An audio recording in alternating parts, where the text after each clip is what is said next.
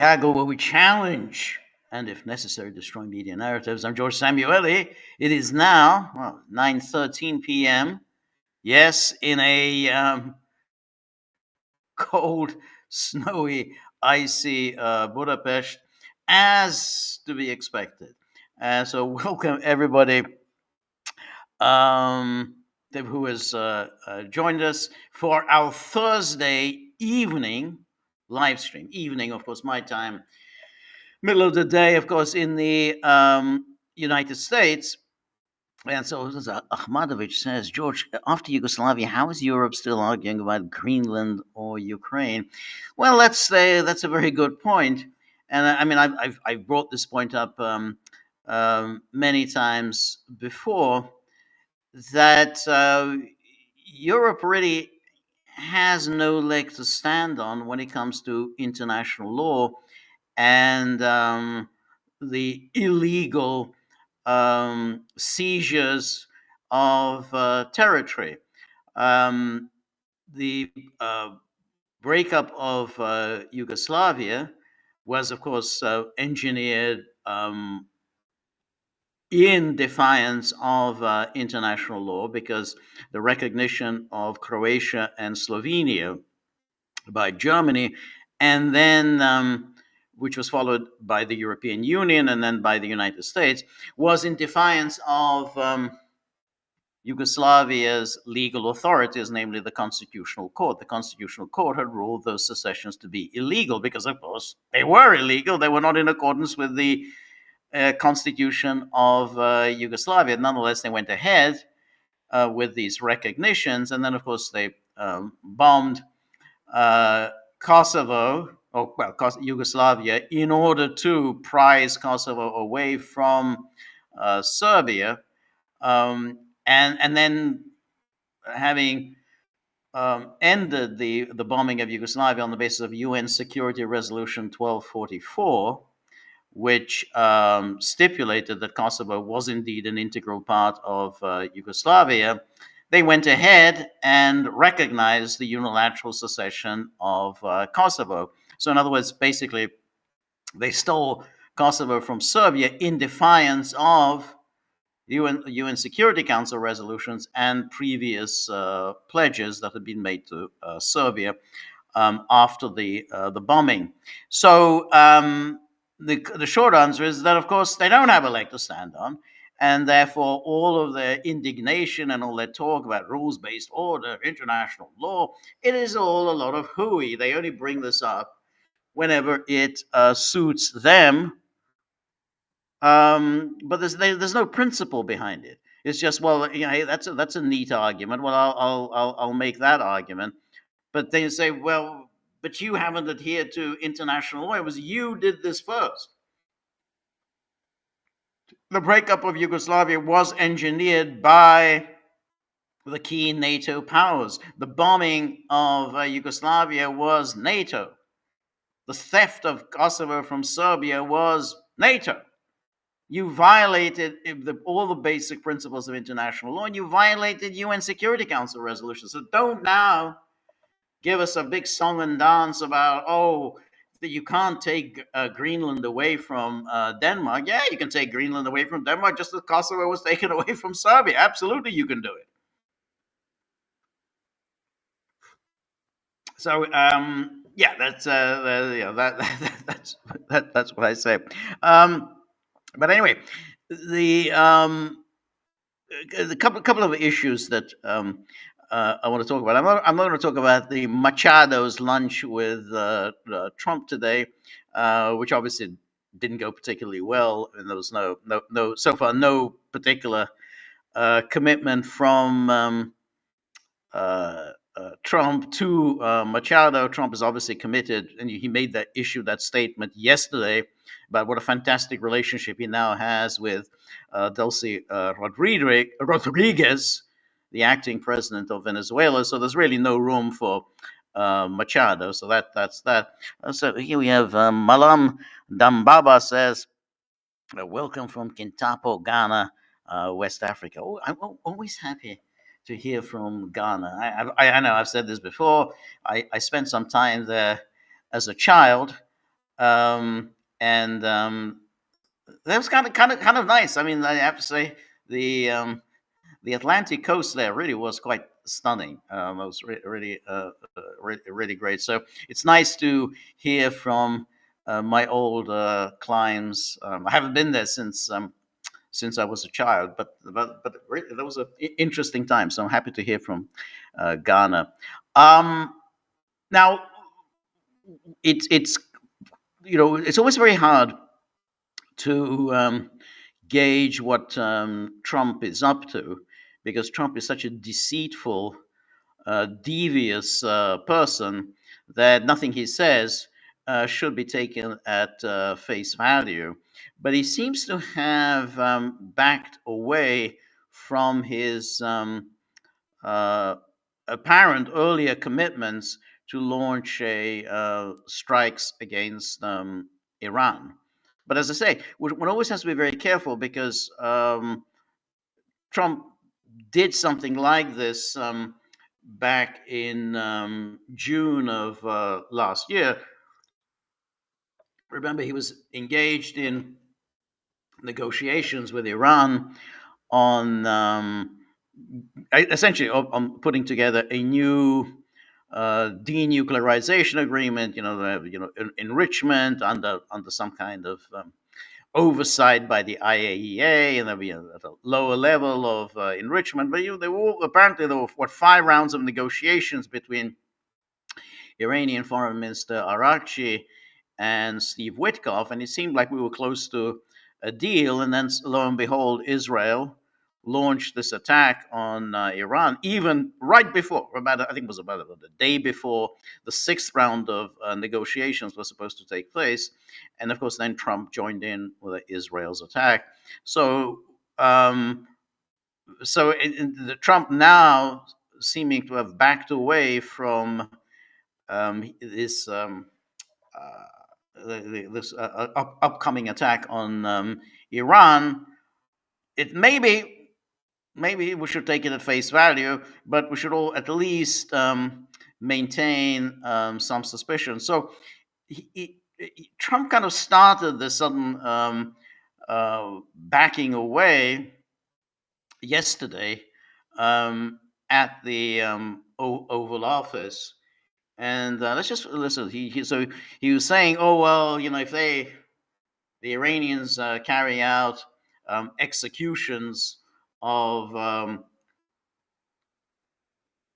rioters, boy, he's going to really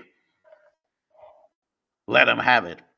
Which is always somewhat strange coming from Trump, who has no particular issue with the death penalty. He's always been a pro-death penalty person. B, he has no issue with using quite substantial force against rioters. So for him to adopt this humanitarian pose is really laughable. But anyway, here he was at the Oval Office announcing that, whoa, hey, looks like Iran isn't going to carry out any executions after all. So, well, that's good news. Let's just watch him a little bit here.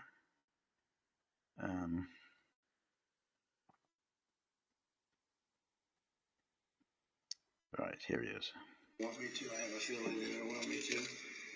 We have been notified and pretty strongly, but we'll find out what that all means. But we've been told that the killing in Iran is stopping. It's stopped. It's stopping. And there's no plan for executions or an execution or executions. So I've been told that on good authority. We'll find out about it. I'm sure if it happens, we'll all be very upset, including you will be very upset. But that's just gotten to me from information that the killing has stopped, that the executions have stopped. They're not going to have an execution, which a lot of people were talking about for the last couple of days. Today was going to be the day of execution. And another piece of information that I think is very important is the leaker has been. Okay, so then he goes on to something else. So here he announces, well, the execution, there are not going to be any executions. And so the suggestion that therefore we're going to hold off on these whatever he was planning on doing. We don't really know what he was going to do, whether we're going to missile attacks, bombings, or some kind of a cyber attack. He never really specified what he had in mind. Um, but the interesting thing, of course, is that there was never really any evidence that Iran was planning any mass execution. So it's another one of these things where the media whip up a particular story, whip up hysteria about something purportedly that's going to happen, and then when it doesn't happen, then the United States or NATO or whatever congratulates themselves and says, "Yeah, it didn't happen because we took this tough line. We got tough with them, and therefore this didn't happen." But there's no evidence that it was ever going to happen. This was all made up by the media. They say, "Oh, this imminent execution of this guy." The media made this up, and then of course when it doesn't happen, they say, "Well, that was because of Trump getting tough, international outcry, and whatever." So here is the this is he sent this out.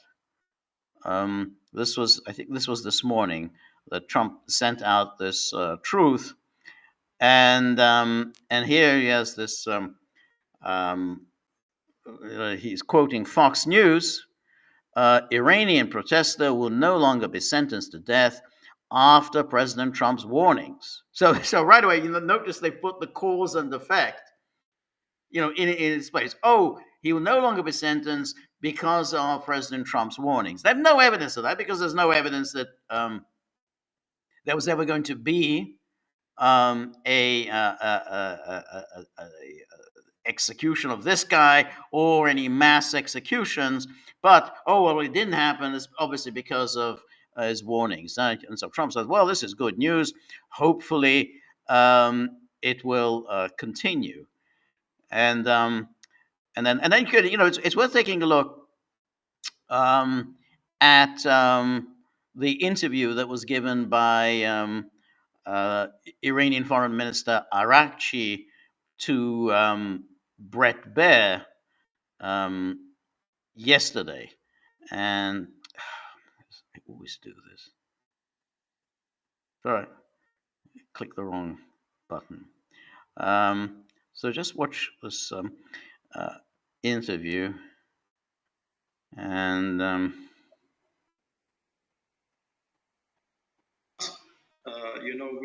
with the protesters, it was completely a different story.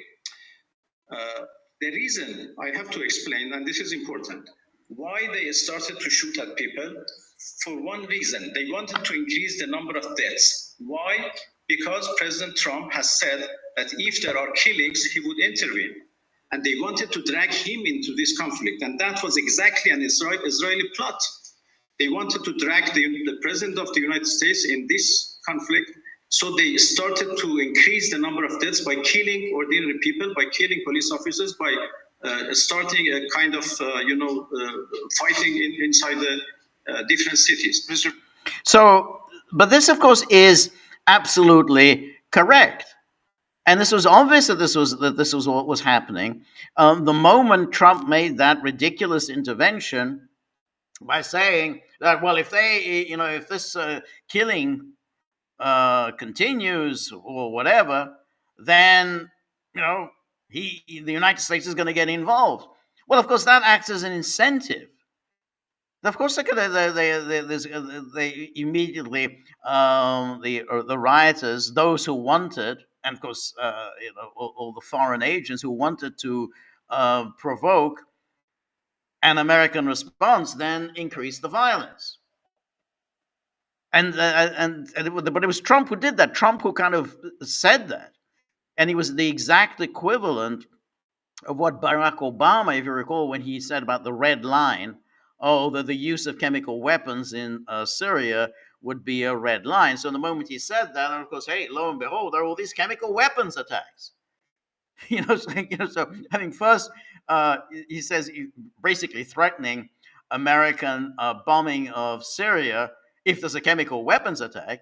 And then, amazingly enough, Bashar al-Assad said, "Well, what I really want to do is to have the Americans bomb my country. So what I'll do is to launch a chemical weapons attack." So almost immediately after Obama made that statement, there are chemical weapons attacks. Oh yeah, of course, that's exactly what Assad would want to do. Oh, of course, these were false flag attacks in order to provoke Obama. And Obama was ready to go in 2013, except that he was told by his own intelligence people that basically we don't really have any evidence that this was actually launched by the Syrian government, and that in fact it was quite likely that it was the opposition that had launched this chemical weapons attack. And so then Obama backed away. So here it was Trump who made this ridiculous intervention, completely um, inimical to everything that he had presumably stood for, namely that he he wasn't really interested in regime change. He wasn't interested in humanitarian intervention. He wasn't going to get involved in the internal affairs of states. He wasn't. There were no more color revolutions. Certainly nothing to do with these humanitarian interventions of the type like by Clinton and Obama. And then he goes along and says, "Oh well, what if there are any shootings of rioters, or if there are executions, then America will get involved."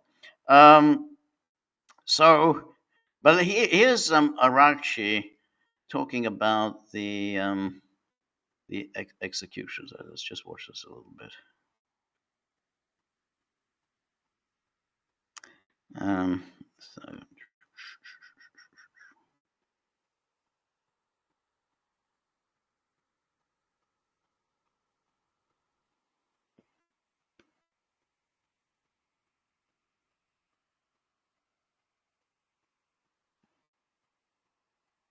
So 8th January. That was the continuation of the war. So we were in the middle of the war. And now, after 3 days of terrorist operation, now there is a calm. We are in full control. And let's, hope that wisdom would prevail and we don't go for a high level of tension, which could be disastrous for everybody. Are you moving forward with hangings of some of the protesters, or at least one of the protesters? No, I haven't heard about that, and there is no any hanging today or tomorrow or whatever. That's Friday. I can tell you, I'm confident about that. There is no plan for hanging at all. Okay, well, you've heard the president's talk, President Trump, and you've heard his concern about crossing this red line, and you've heard him shut off communications with you because he's seen what he's seen and heard what he's heard on the ground. In fact, he was asked about this possible hanging and what the death he's seeing. And if they hang them, you're going to see some things that I don't know what where you come from and what your thought process is, but you'll perhaps be very happy. What do you mean by that? We will take very strong action. If they want to have protests, that's one thing. When they start killing thousands of people, and now you're telling me about hanging, we'll see how that works out for them. It's not going to work out good. How do you... Now, notice to whom he's speaking here. He's speaking to CBS News, which has now become this Zionist agency. It's now basically under the control of Barry Weiss, and that's the CBS. It's not in any way now any kind of a news outlet. And so Barry he's telling them, and of course they're all purring because CBS has been the worst in spreading the hysteria about about Iran, putting out all these ridiculous, exaggerated numbers, 10,000, 12,000, 20,000 have been killed. No basis whatsoever, but CBS has been doing that. And there's Trump feeding into Barry Weiss's, Zionism. And of course, this is what Israel apparently what Israel was seeking, which is an attack on Iran. But as we've seen, and again, one has to be a bit cautious, as always with Trump. But as we're seeing, Israel seems to have got cold feet in the last 24, 48 hours about an attack on Iran because, obviously, of possible Iranian retaliation. And so, if we look at the stories today, which basically they're telling us that, well, maybe it's not such a great idea to attack Iran.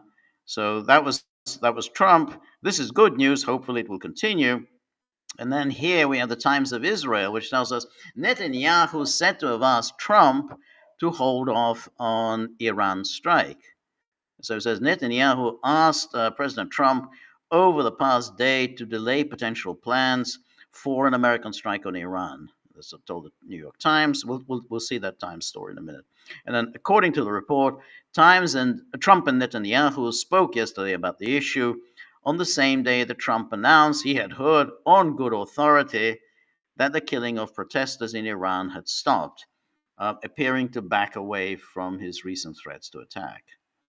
And following the New York Times report, Channel 12 reports that after a series of overnight consultations at the Kiryat military headquarters, Israel informed the U.S. that while it supports any U.S. decision, it is not currently pushing for a strike. The Hebrew network adds that a U.S. attack remains on the table as Washington continues to assess the situation, and so on. And then it goes on. Senior officials from the American allies Qatar, Saudi Arabia, Oman, and Egypt have also been urging the Trump administration not to attack Iran. Well, that obviously they haven't. And this, I mean, they're primarily, I mean, even if there's no love lost between them and Iran, their primary concern is helping Israel, because basically they see Israel as on the rampage, completely out of control, and now bent on shaping the Middle East to Israel's demands. So they're all primarily afraid of Israel, and so therefore they're now making nice with Iran. And obviously think that any attack and any weakening of Iran is only going to strengthen Israel, which of course it will. Warning that such a move could trigger a wider regional conflict. Earlier reports indicated that leaders of the four Arab states led a coordinated effort to dissuade Trump from launching a strike. And then Channel 12 adds that Israeli officials believe the protests are being suppressed and have declined dramatically, and there is a dispute within Israel's top leadership regarding the approach toward Iran. And then here's the New York Times story. It says Israel and Arab nations ask Trump to refrain from attacking Iran. And Israel and Arab officials fear Iran could retaliate by striking their countries. And again, Netanyahu has asked President Trump to postpone any plans for an American military attack on Iran. A senior U.S. official said, well, even as the Iranian government continues to grapple with nationwide protests. Mr. Netanyahu spoke to Mr. Trump on Wednesday.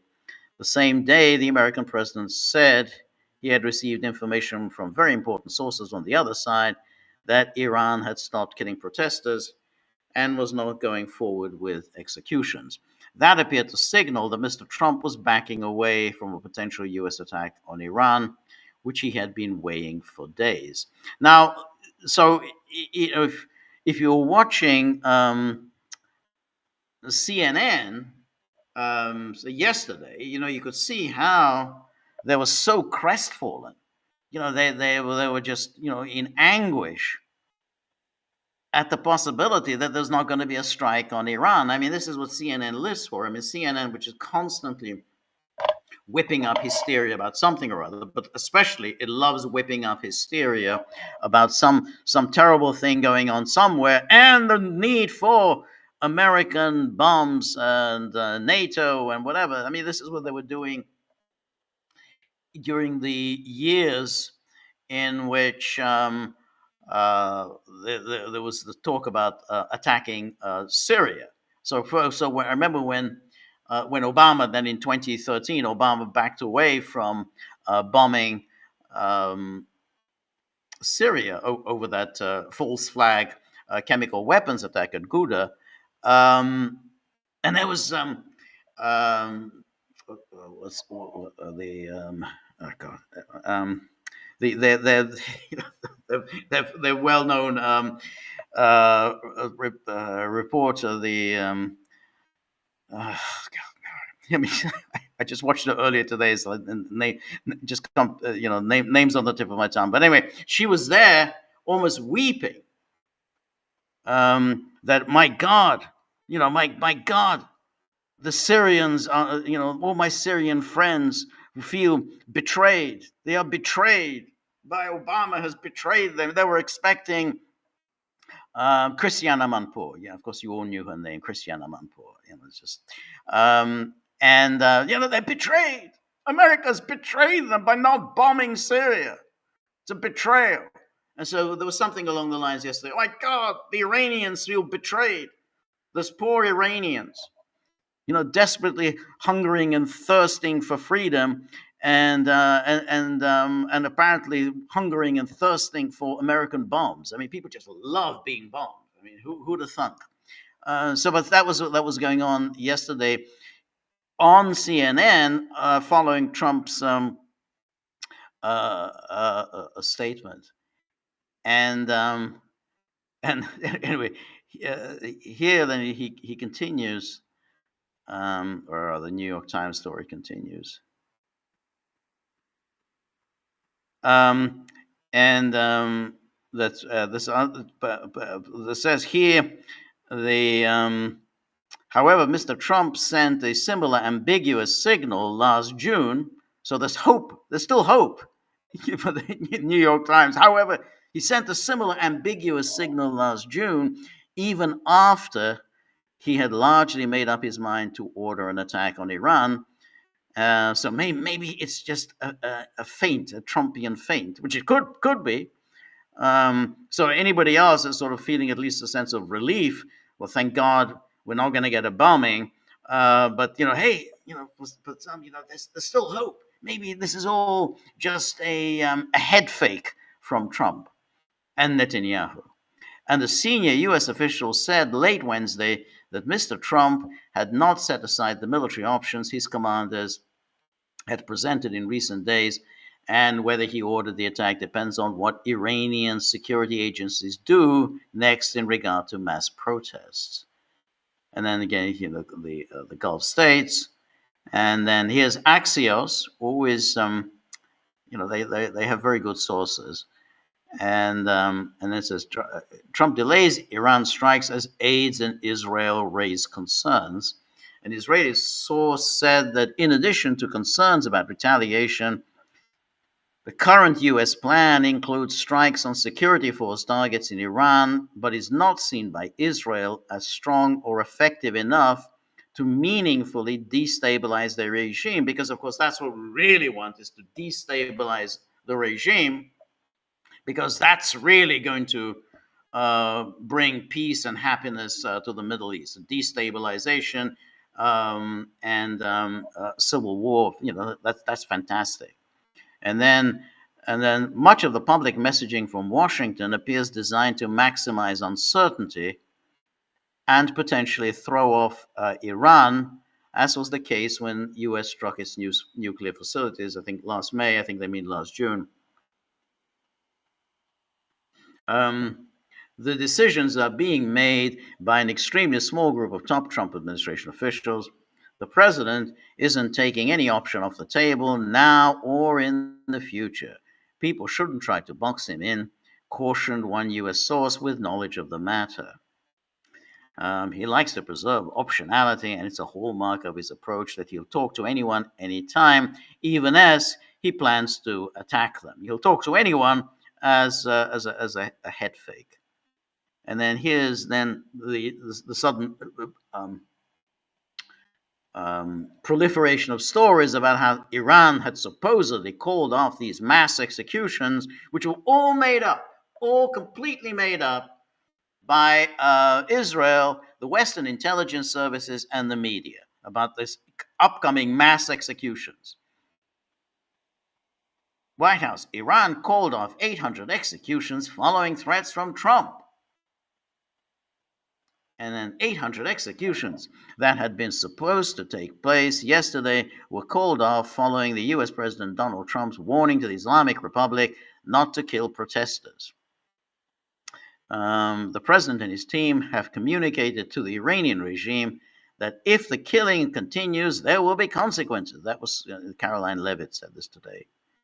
The president received a message that the killing and the executions will stop. The president understands today that 800 executions that were scheduled and supposed to take place yesterday were halted. And then, it says, Times of Israel here says Iran had not publicized plans to execute 800 protesters. No, you just made it up. You just absolutely made it up. Think of a number, double it, add 400 to it. And then again, the New York Times also runs with this.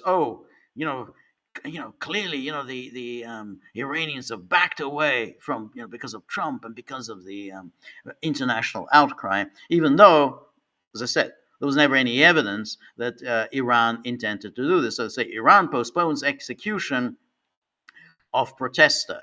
Family and rights groups say Iran had planned to put a 26-year-old protester to death amid the wave of unrest in the country, but apparently stood down for now. And then whenever you ask, well, what's your evidence that they planned to put him to death? I mean, was there a trial? Was there a sentence passed? Was a date for execution scheduled? No, you just write this in, shove it on in the papers and say, oh yeah, they were about to execute, and not just this one protester, there's 800 protesters. Iran on Wednesday postponed the execution of a 26-year-old protester. So notice the way Times just puts this in no basis, postponed, as if they postponed it. Did they announce this postponement? Who announced the postponement? They just said, oh, they postponed it. The apparent decision by the Iranian government to hold off came amid a growing death toll from violent clashes on the streets of the country. Protests against the regime have been met with increasingly deadly force by the authorities. And then earlier on Wednesday, the country's Chief Justice, Gholam Hossein, Mohseni AJ, called for speedy trials and executions of rioters. A term officially used according to a video shared by Semi Fershon. And but the quote, notice what the quote says, those elements who beheaded people in the streets or burned people alive must be tried and punished as quickly as possible, he said. If we don't do it fast, it won't have the same impact. Now, I don't see anything in that quote where he calls for executions. I mean, the quote, this is the Times, this is the verbatim, since it's in quotes. He says, those elements who beheaded people in the streets or burned people alive must be tried and punished as quickly as possible. If we don't do it fast, it won't have the same impact. It doesn't say we need to put them to death like yesterday, which is what the Times is suggesting, he said, but there's nothing there to say it. So when they say, oh, the execution has been postponed, well, who postponed it? Is there a statement somewhere? So this whole story was entirely made up precisely to get the reaction that they got from Trump. Oh, wait, I can't accept this executions for some reason. A great advocate for the death penalty. Apparently, he can't take executions.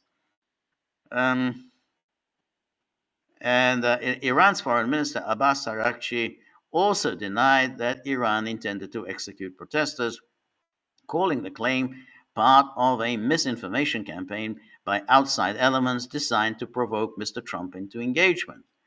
Speaking on a special report with Brett Baer on Fox News, he said that he had not heard of plans for hangings, adding hanging is out of the question.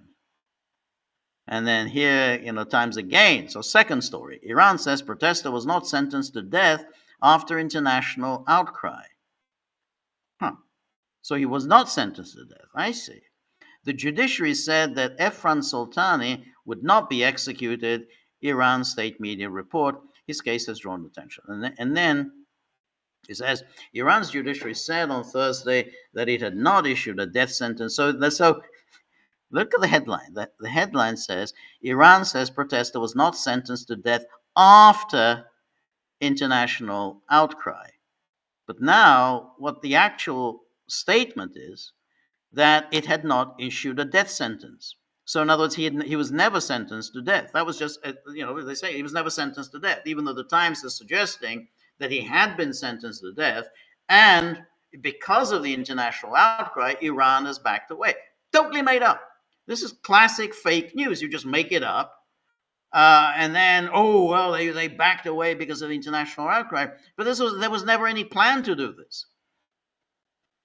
And then it seems like, it makes the West seem, whoa, we're so moral, we stepped in to save someone's life and we got tough. We showed how tough we are, and they backed down like the sniveling dogs that they are in the face of our toughness. A protester whose execution had been widely reported as imminent. I was widely reported as imminent. Well, was a date scheduled? How can you say something is imminent if a no date has been scheduled? And drawn intense international attention. The comments were reported by Iran's state broadcaster and were published on social media. And then they talk about the Trump and so on. And then the Islamic Republic of Iran Broadcasting said on social media that the judiciary had said that Mr. Soltani faced charges of assembly and collusion against national security and propaganda against the system. It added that the death penalty does not exist in Iranian law for those offenses. So it said that. So it was made up. You made this whole story up that this guy had been sentenced to death and was imminent, that his execution was imminent. And then, so here's the broadcasting that said, well, he charges of assembly and collusion against national security and propaganda against the system. It added that the death penalty does not exist in Iranian law for those offenses. Well, if it doesn't exist, then how could he have been sentenced to death? Well, so Araghchi is right. You just made this stuff up, and it's part of the informational war waged against Iran, as it was waged against other countries. It's obviously waged against Russia. It's obviously waged against Bashar al-Assad's Syria, and you can count innumerable examples in the past. If the charges are confirmed by the prosecutor's office and a legal verdict is issued by a competent court, the punishment provided for by law will be imprisonment, the state broadcaster's post said. And then on Wednesday night, and then Araghchi then says again, this is about his comments on to Brett Baer, and that's so you can see here that we have this fake news, and then Iran backed away in the face of the toughness.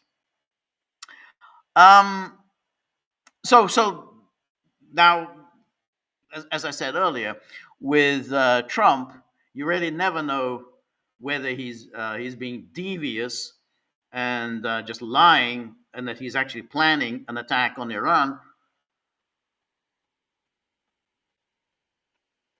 Maybe he hasn't got all his ducks in a row, and he's just claiming, "Oh, we're not going to do it because the killings have stopped." But you never know with him. He could launch an attack at any moment.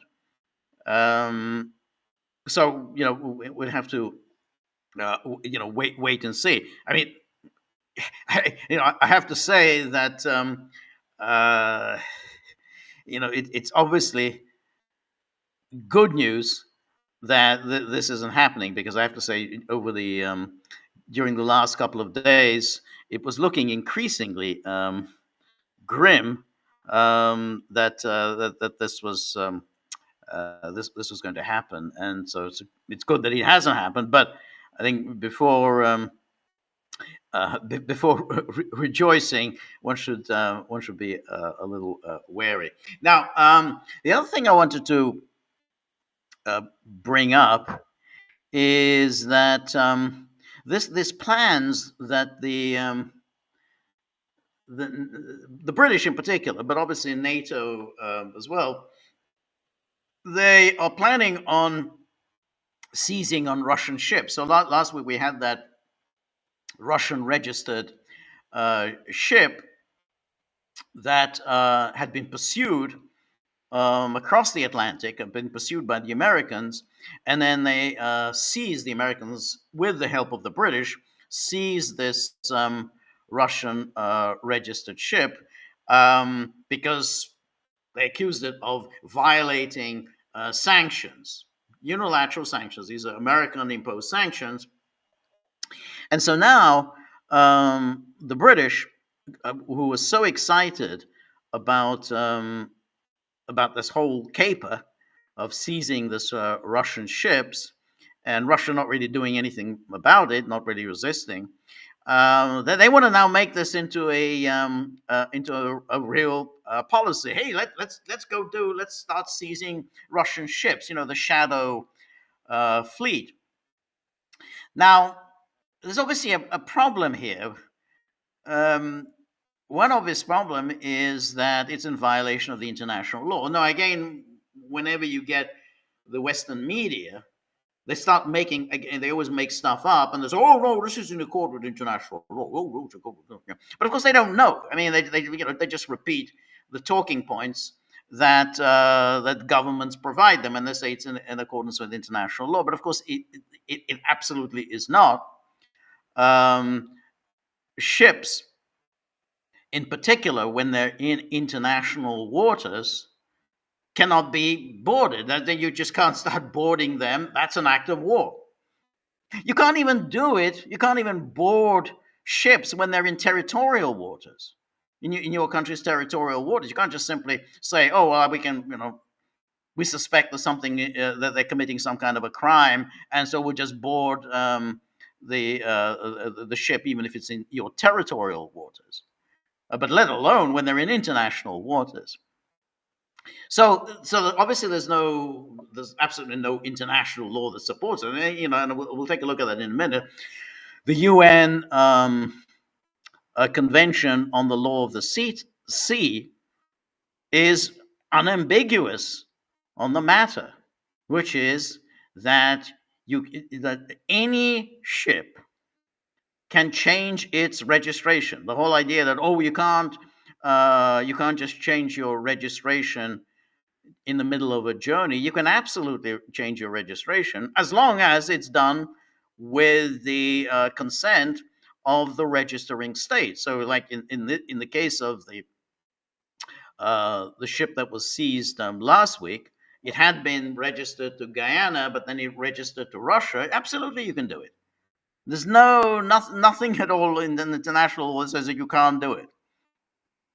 What you can't do is you can't just simply start boarding ships in international waters because you think that they haven't done their paperwork properly. So that is an act of war, and it's looking like the British, in particular, would like to provoke some kind of a confrontation with Russia over the seizure of ships. So here's a story from the BBC. Take a look at the BBC. That it says here. UK can legally stop shadow fleet tankers, ministers believe. I always love this. UK can legally can. Oh, and do tell us, where did you get this legal finding?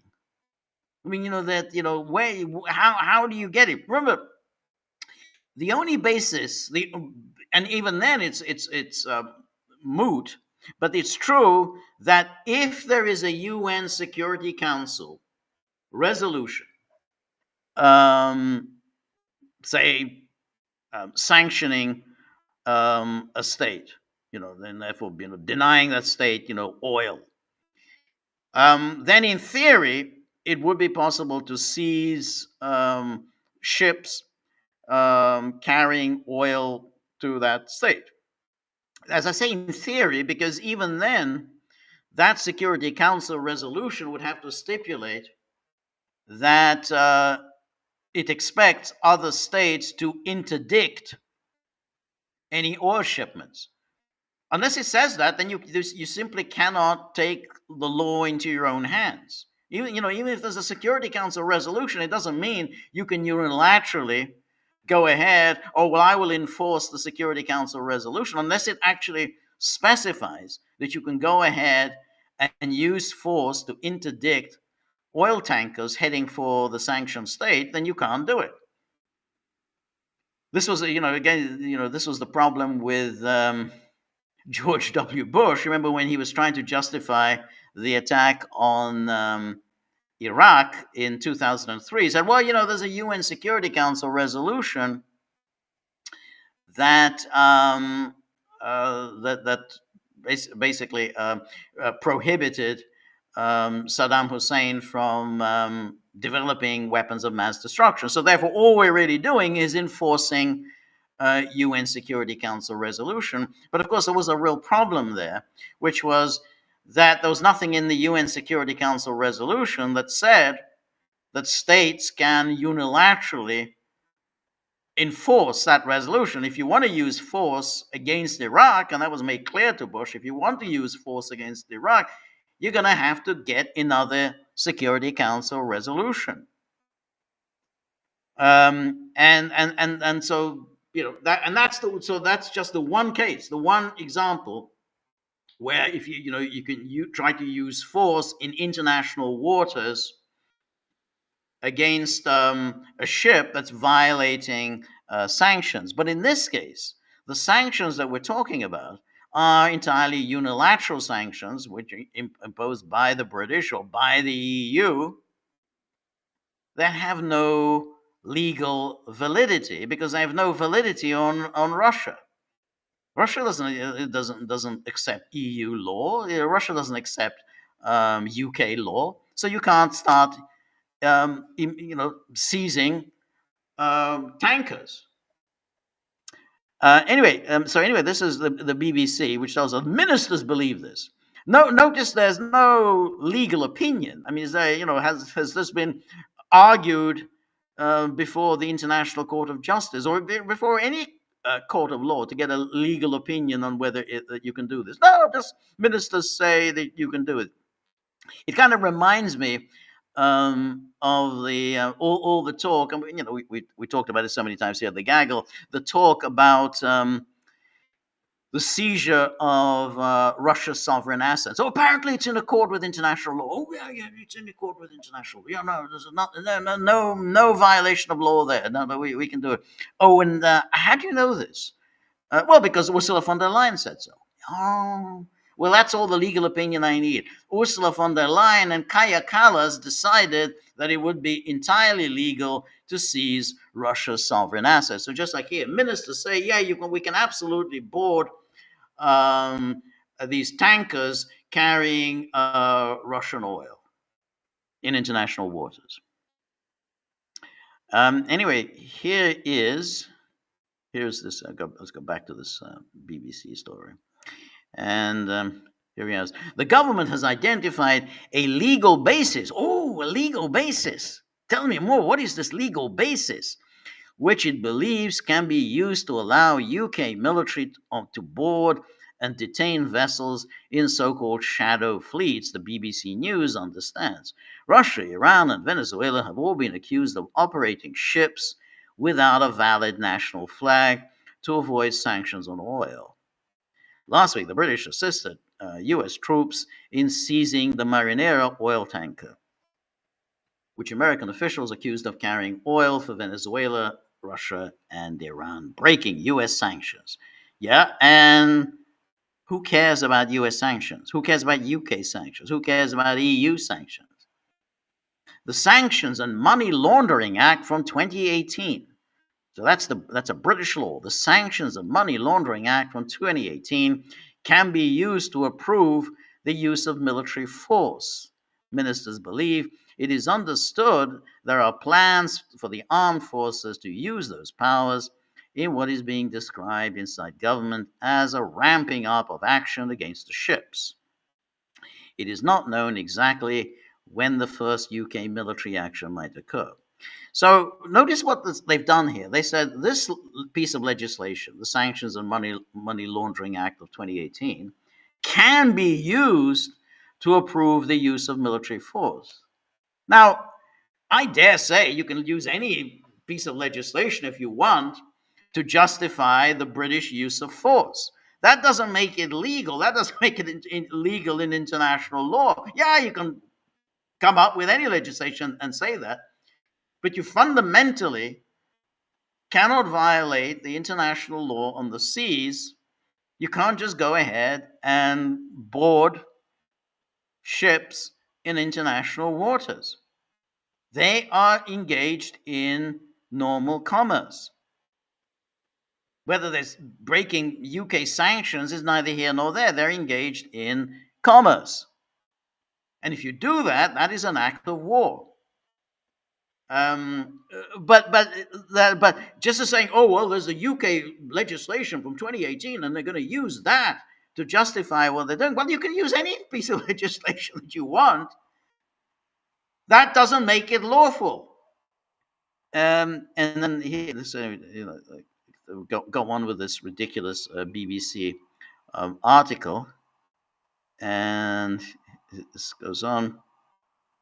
The UK has already imposed sanctions on more than 500 alleged shadow vessels, which it believes are helping to fund hostile activity. Hostile to whom?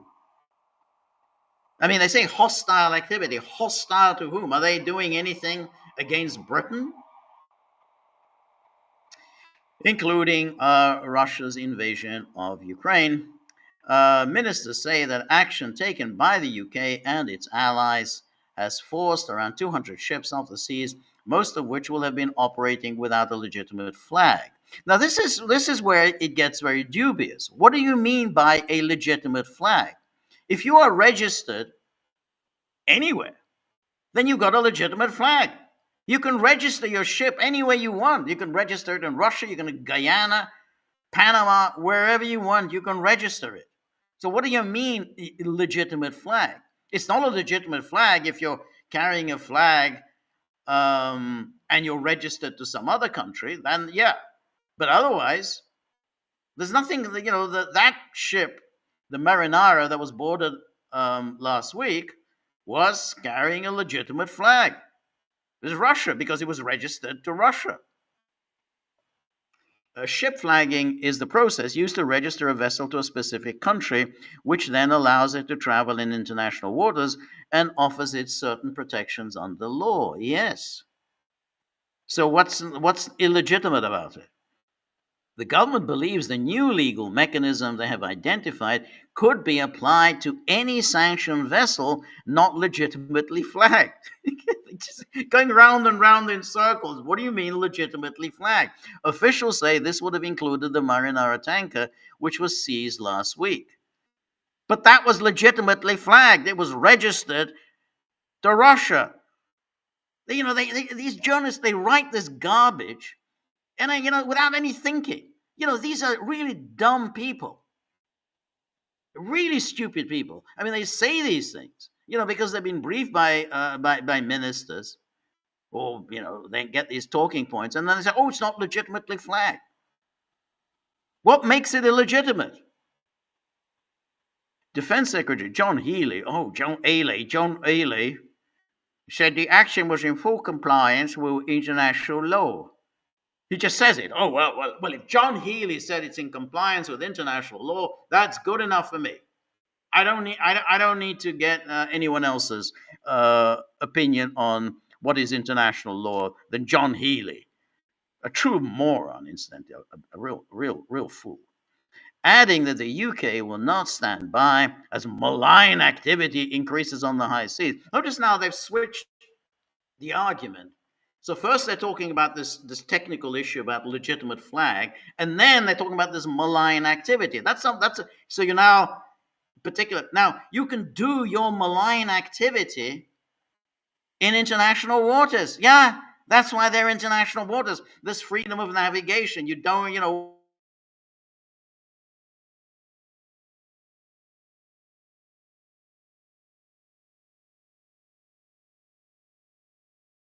told MPs on Wednesday that the government was stepping up action on the shadow fleet, developing further military options, and strengthening coordination with allies. It is understood that identifying this legal mechanism was one of the further military options that Healy was referring to. Oh, fantastic! You found a justification for what you're doing. There's one problem: no one else is going to accept your justification. And here's the I paper, one of these kind of ridiculous leftish papers. The 9-minute special form, so anyway, blah, blah. But it says the British government has signaled its ambition to seize more of the shadow fleet after the successful boarding of Bella 1. That was when it was renamed after that, the Marinera. And then UK ministers now feel they have a legal standpoint to launch further seizures of sanctioned Russian vessels, and then again by using this 2018 legislation. And then, but between Bella 1's seizure and the government's discovery, oh, we discovered it. Government's discovery of the legal grounds they can use to seize ships. At least 45 sanctioned vessels suspected of being part of Putin's fleet. Putin's fleet. It's his own personal fleet of ghost tankers. So they use this kind of language to suggest that there's something illegal taking place. There's nothing illegal. These are ships engaged in normal commerce. They're not ghost tankers, Putin's fleet. They engage in commerce. You may not like it, but they're engaged in legal commerce. This includes 16 sailing through British territorial waters around 14 miles off the UK shores. If they're 14 miles off UK shores, they are not in British territorial waters. British territorial waters, indeed all territorial waters, is 12 miles off the coast,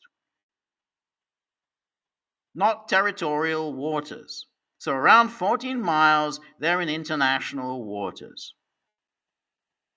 So this is what I mean. They put this in, counting on the buffoonery, counting on the readers not really knowing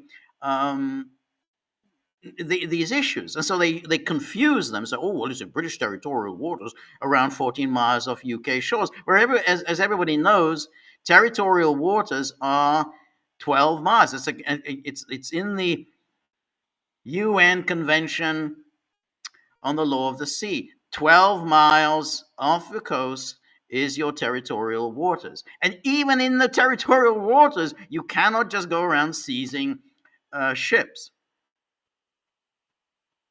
A further 5 vessels have traveled through UK. But this is where it says Putin relies on a vast network of more than 1,400 shadow vessels to evade sanctions, enable illicit trade. They're not illicit. They're legal. They are licit. Just because your UK sanctions have no legal force, they have no binding force on on Russia. Russia does not accept UK sanctions. And then on Tuesday, a falsely flagged shadow fleet tanker sanctioned by US and EU traveled through UK territorial waters. Again, were they territorial waters? Off Scotland's Outer Hebrides, according to data provided by Starboard Maritime Intelligence. And then, the Adonia was sanctioned by Foreign Office for conducting illicit trades. Illicit. But anyway, here's this classic. This is the classic. Although they face accusations of engaging in nefarious trades, the legality of trying to seize these ships is still limited under the UN Convention on the Law of the Sea.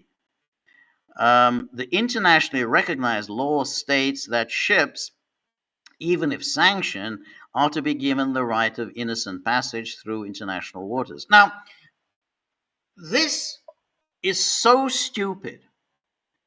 And it shows that the person writing this has no idea, absolutely no idea what he's talking about. The term innocent passage doesn't apply to ships in international waters. Innocent passage applies to ships in territorial waters. In other words, there's no reason why ships cannot enter territorial waters of a state if they're engaging innocent passage. In other words, they're not doing anything harmful. They're not in any way harming the state whose territorial waters these are. They're not engaged in commerce. In other words, they're not fishing within those 12 miles. So that's innocent passage. That's what when you're out in international waters, you just have freedom of navigation. There is no innocent passage. So you can see that this person writing this article has absolutely no idea. He's telling us that the British have found a way whereby they can seize Russian ships or Iranian ships or whatever in international waters, and he has no idea, absolutely no idea at all as to what the law actually says. So, innocent passage. He doesn't even know what innocent passage means. Let me go on. So, the international recognized law states that ships, even if sanctioned, are to be given the right of innocent passage through international waters. No, as I say, that's wrong. However, under the same convention, a ship cannot change its flag mid-voyage, which led to the legal argument for the marinera to be seized. Now, that is false. Manifestly false. Again, and we're going to take a look at that. It is absolutely false, wrong, a lie that a ship cannot change its flag mid-voyage. It absolutely can change its flag mid-voyage. Britain would have much more jurisdiction to act against ships traveling through UK's territorial waters, an area of 12 nautical miles from the shore. So he finally admits, having said earlier that it was 14 miles and it was in British territorial waters. So here is, yes, the UN Convention on the Law of the Sea, and this is deposited with the UK Foreign Office. And here it is. Here is Article 92.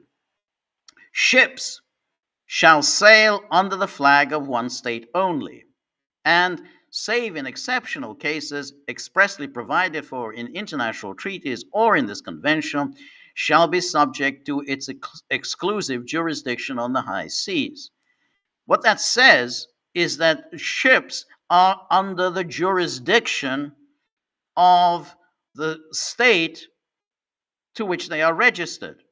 In other words, you can't go around seizing ships of other states on the high seas.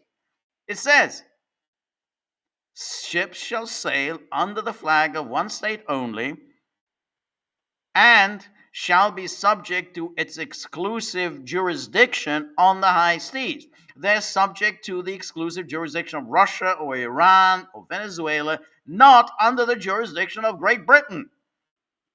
Then he says, a ship may not change its flag during a voyage or while in a port of call, save in the case of a real transfer of ownership or change of registry. So if there is a transfer of ownership or change of registry, then you can change the flag.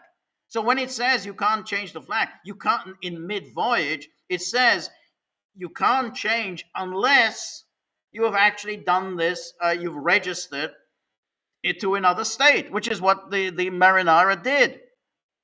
So that was totally wrong what that idiot journalist wrote. You can absolutely do it. A ship may not change its flag during a voyage or while in a port of call, save in the case of a real transfer of ownership or a change of registry, which is what happens. So you can absolutely you change your flag, change your registration mid journey. Then he says a ship which sails under the flags of two or more states may not claim any of the nationality. Yeah, you can't sail under more than one flag. And then it says, what are the conditions under which you can go and board a ship? Except where acts of interference derived from powers conferred by treaty, a warship which encounters on the high seas a foreign ship other than a ship entitled to complete immunity, that means a diplomatic ship or a United Nations ship, is not justified in boarding unless there is reasonable ground for suspecting. So this is the condition. So you can't board a ship unless there is reasonable ground. Okay, so you have to have reasonable ground for suspecting the ship is engaged in piracy, the ship is engaged in the slave trade, the ship is engaged in unauthorized broadcasting, the ship is without nationality, though flying a foreign flag or refusing to show its flag, the ship is in reality the same nationality as the warship.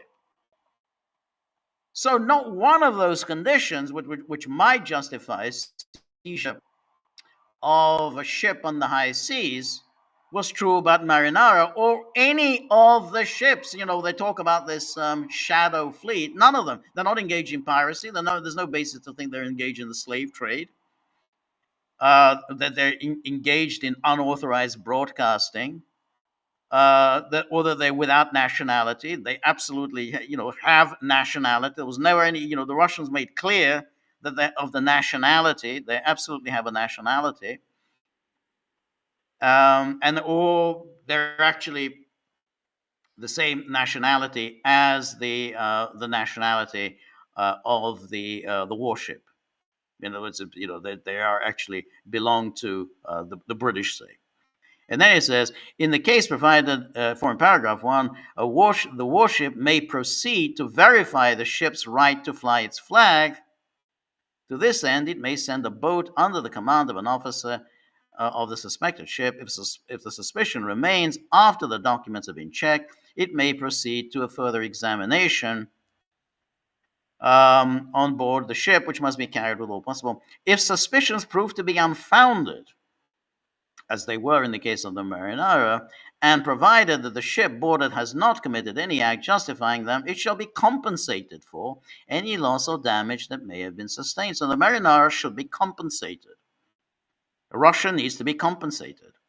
So that, you look at the conventional law of the sea, and it's pretty much unambiguous. And everyone has known that it's unambiguous. Everyone's always known that you can't go around seizing ships on the high seas. Can't even do it in territorial waters, even in the limited conditions on the territorial waters, unless you've got some evidence that they've committed some crimes in the state in whose territorial waters they are. You can't go around boarding the ships.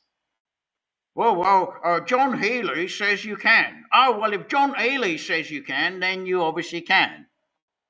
Anyway, that was so.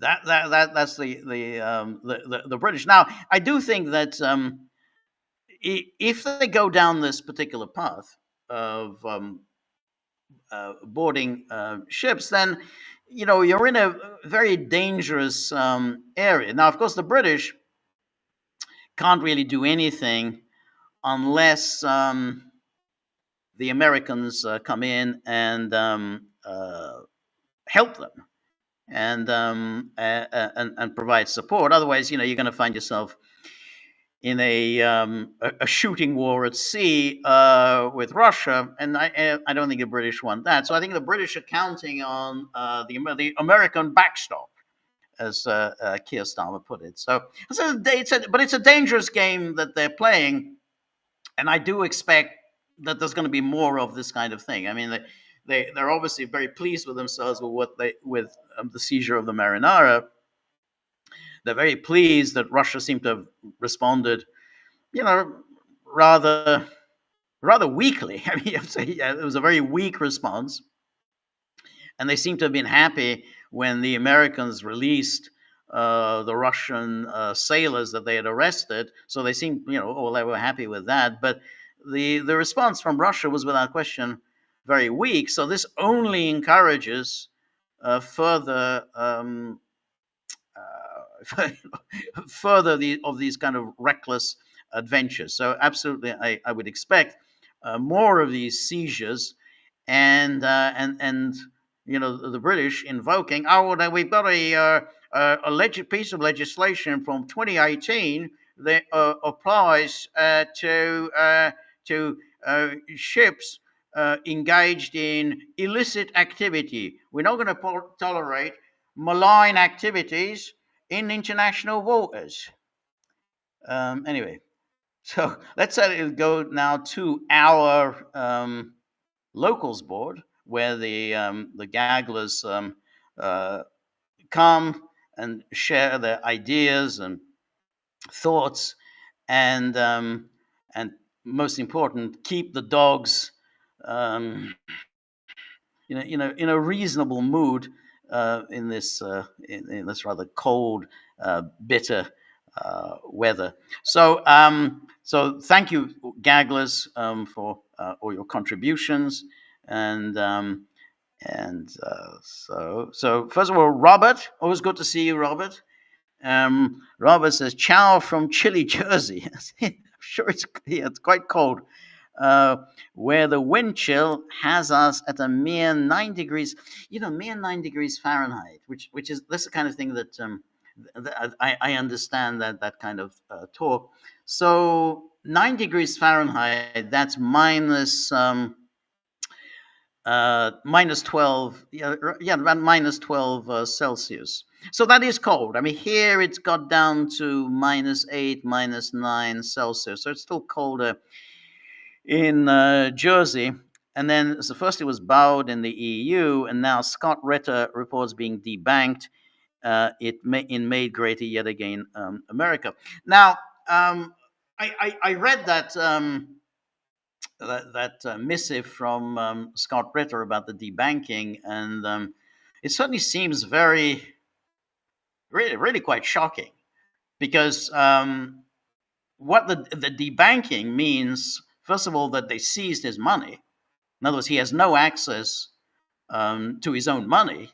I mean, he can't go to his bank, can't draw any money out from his bank account. He can't use his debit card, and he can't pay his bills because his bills are all tied to his bank account. That's always a problem. If you can't pay your bills, then of course you're facing.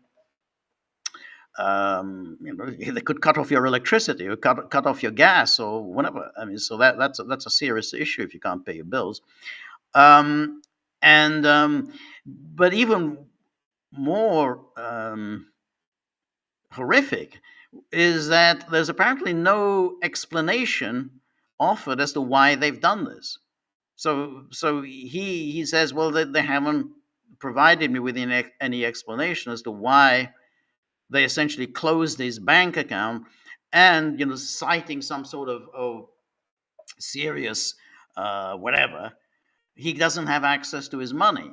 And without any explanation, apparently, so not only do we not provide you with an explanation, but we don't have to provide you with any stinking explanation. They said, no, according to the bank regulations, we don't have to provide you with an explanation as to why you don't have access to your own money.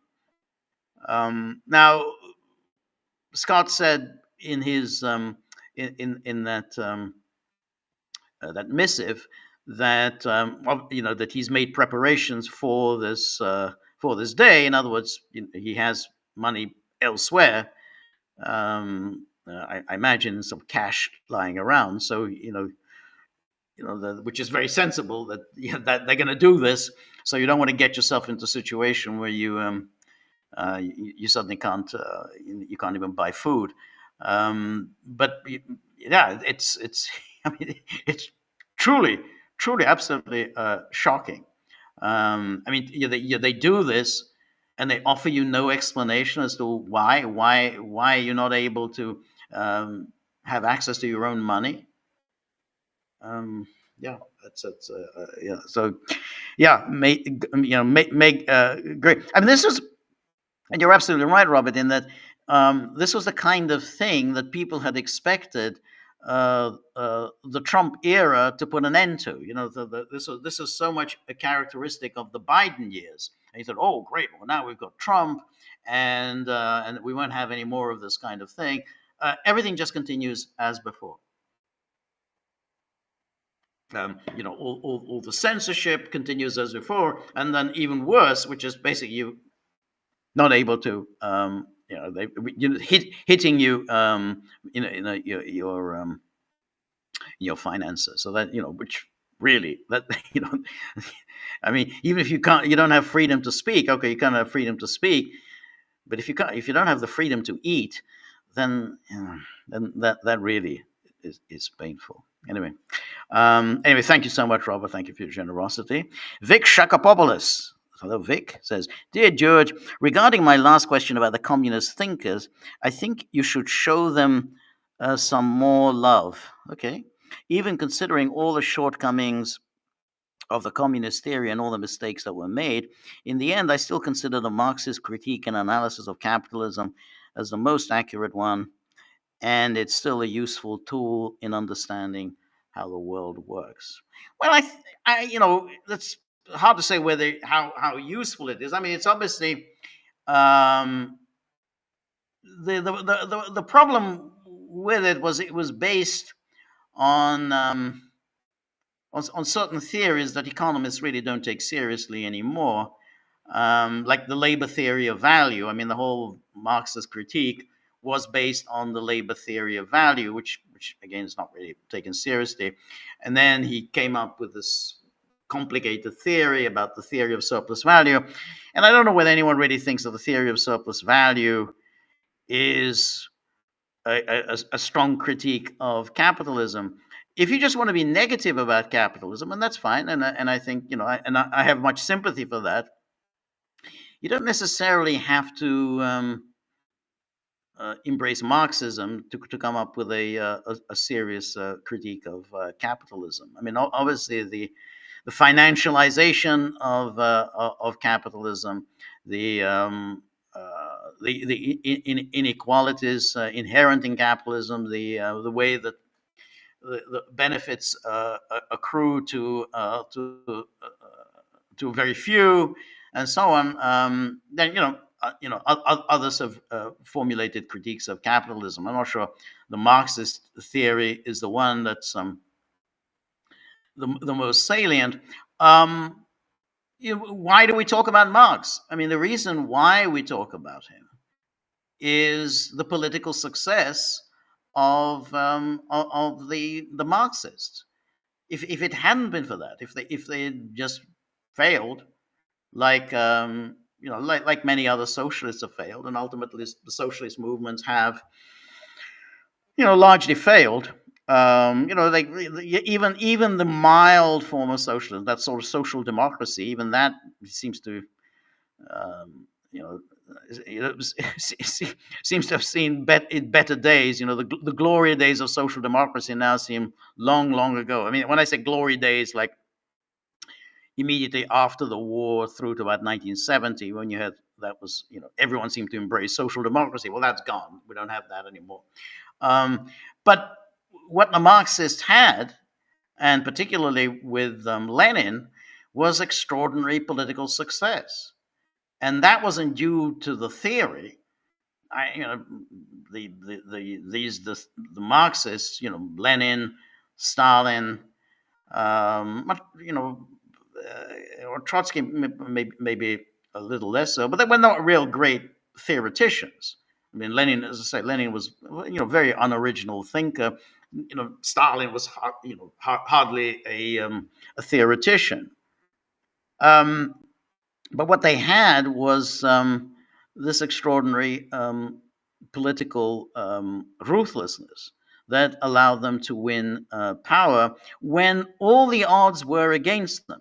I mean, that took some doing. I mean, you were in Russia. The Bolsheviks were a minority, not just they were a minority even within the socialist movement, but they were a minority given all the sort of the peasant political parties, the socialist revolutionaries, and then of course you had all the whites, and then you had the Western powers. To win out when almost everyone's against you, that takes some doing. And I remember what was the name of that? Michael Parenti. And you probably can find this lecture he gave. I was already back in the 90s, I think. He gave this lecture. I can't remember where he gave the lecture, but the thrust of his lecture was that, well, everybody keeps attacking the Soviet communism, but the thing about the Soviet communists is, I mean, this was, as I say, it was in the 90s, so that was really after the collapse of the Soviet Union. He said, well, the Soviet communists, that was a revolution that succeeded. Any bloody fool can start a revolution and fail. In fact, most revolutions have failed.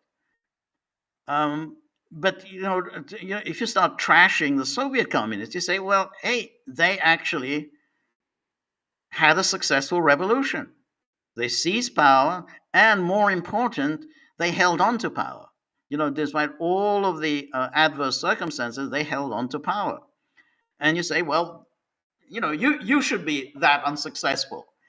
And that's what I said. So why constantly trash all of the if you're on the left? I mean, obviously, if you hate communism, you hate Marxism, then obviously you're going to trash uh, communists. You're going to trash Marxist Leninists. You're going to trash Lenin if you hate that.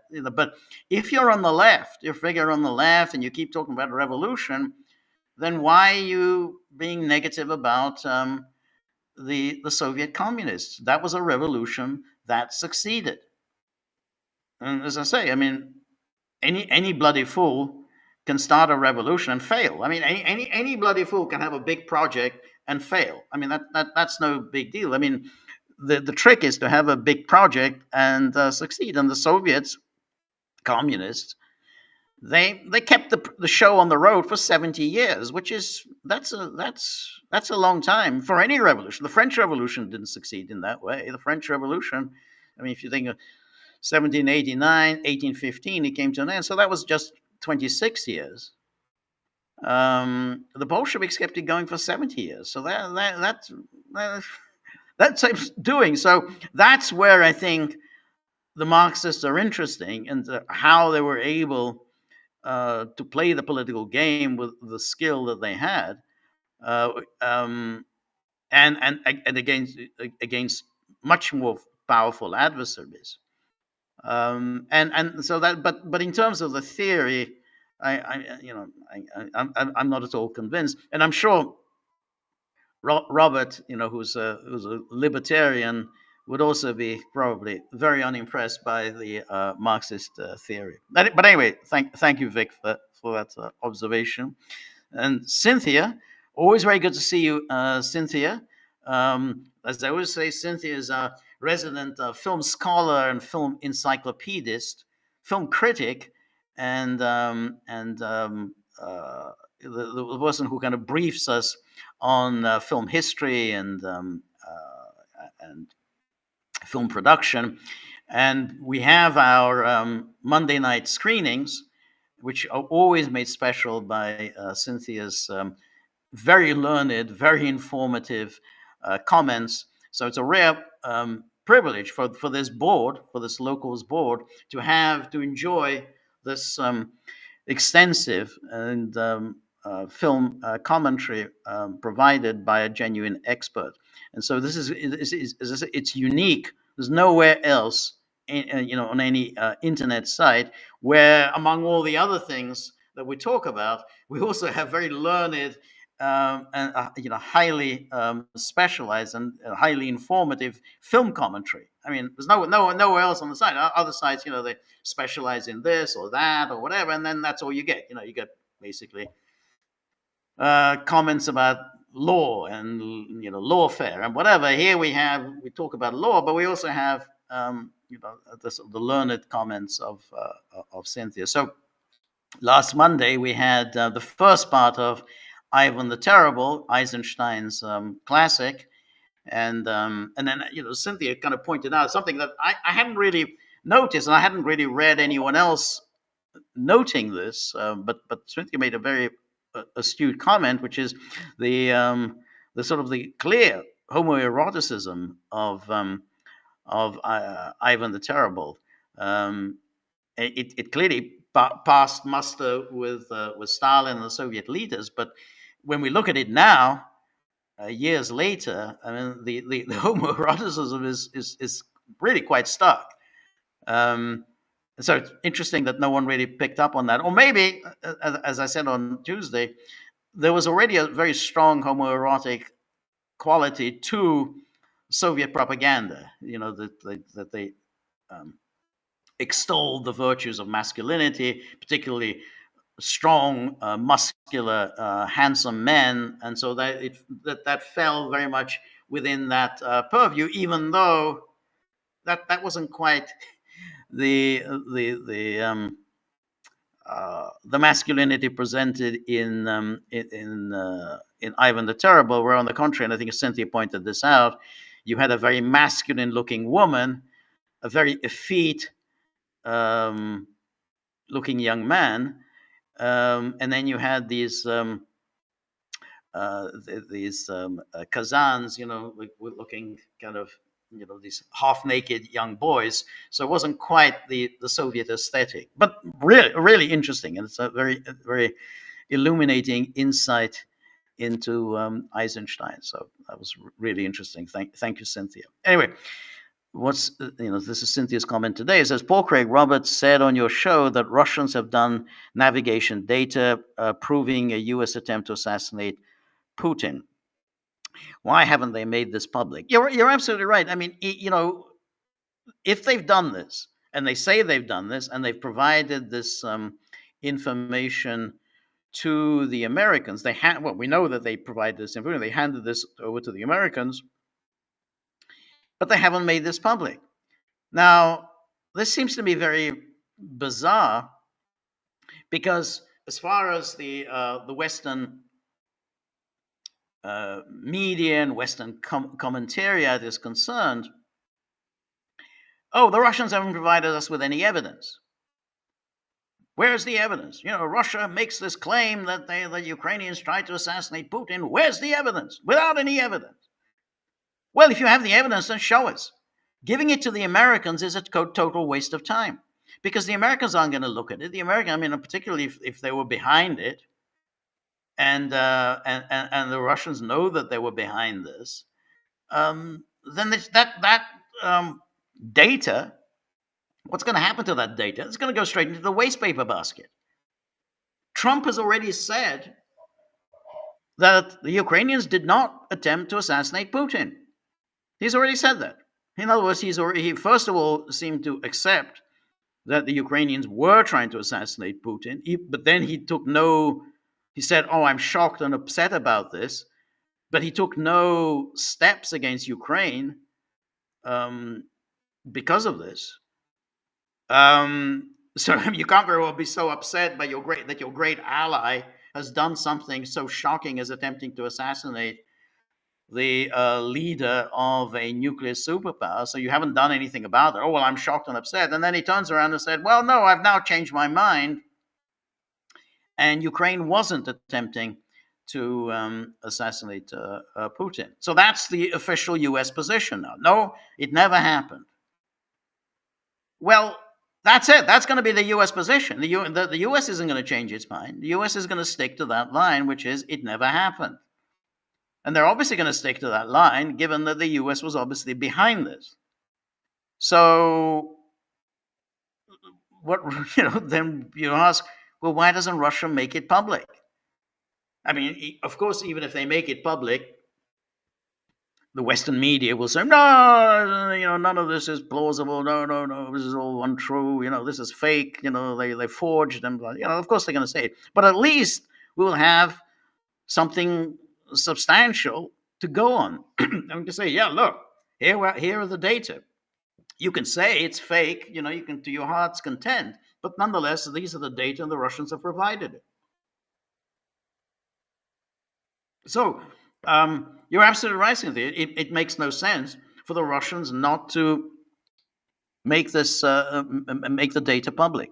Anyway, doing so would show the U.S., not Russia, as the hegemonic, assassination-driven aggressor. Absolutely correct. Russia's interception of the drones likely explain why U.S. denies the attacks. Had they succeeded, the U.S. would certainly have claimed them to showcase its military power, highlighting that Russia's defenses currently outmatch U.S. Strike capabilities. You're absolutely right. I mean, if the assassination had been successful, there would be enormous self-congratulation. They were, absolutely, Trump would come before the cameras of the world and tell us how this is fantastic demonstration of American prowess, American intelligence, American know-how, American technological wizardry, ruthless American accuracy. He'd be, and of course, he would be talking about himself as the genius who conceived of this whole plan.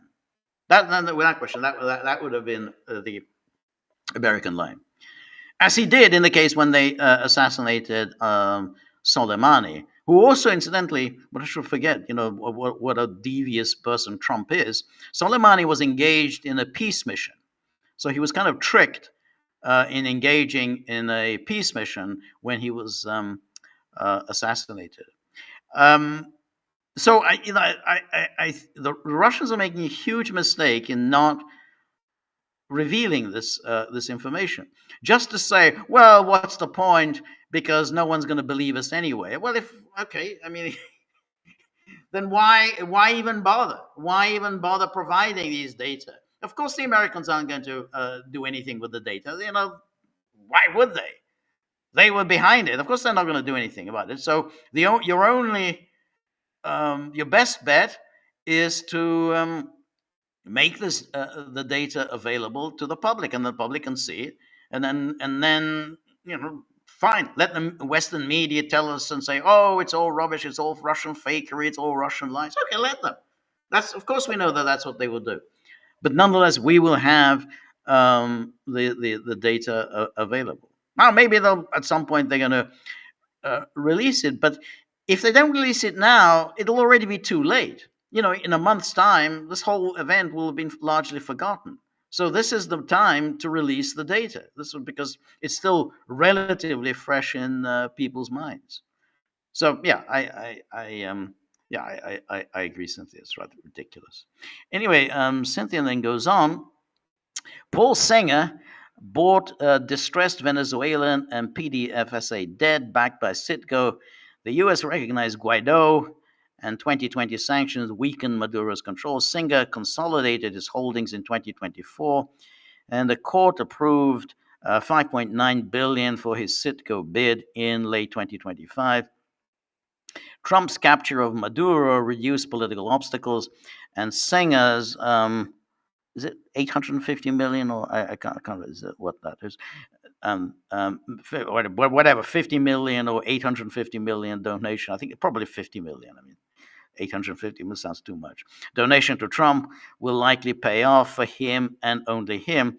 Trump's capture of Venezuela will make Singer lots of money, but likely no one else, not even all the other oil investors. Well, that's very interesting, because Paul Singer, his entire business model, I mean, how he got rich, is precisely by buying up debts and then ruthlessly collecting on them. So in other words, he buys distressed companies, or anyone sort of distressed banks or whatever, and then essentially he buys the debt, and then he collects ruthlessly. And so the money he collects is far in excess of what the actual debt is, and he more than he's just a master of ruthlessness in collecting debts.